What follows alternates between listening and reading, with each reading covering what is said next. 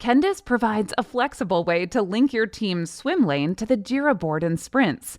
With a few simple clicks, you can map each cell on the Kendis board to Jira and enable two-way real-time synchronization. Let's start by mapping the first team to Jira. Click on the Board Settings and go to the Teams tab.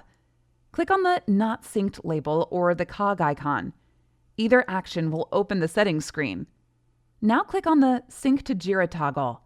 You can now map your Jira board to this team. The first step is to choose how you want to select your boards. It's simpler to find your boards by selecting the project first. Then, from the options list, choose the board for the team. In the next drop-down, select the issue type for your user stories. Finally, for the status, leave the default option as is. This user story type selection is only used as a default option while creating new stories. It has no other purpose.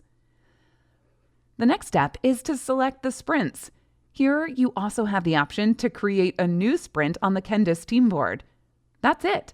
With these few clicks, we have synced the team swim lane in Kendis with Jira.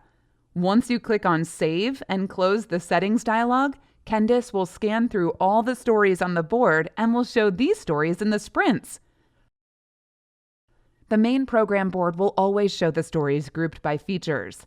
However, if you go to the team area and click on the By Story View button, you will see just the stories. To move an existing story from the backlog to this sprint, expand the feature card in the backlog. Then simply drag the story and drop it into the respective sprint in Kendis. The sprint value in Jira will be updated automatically.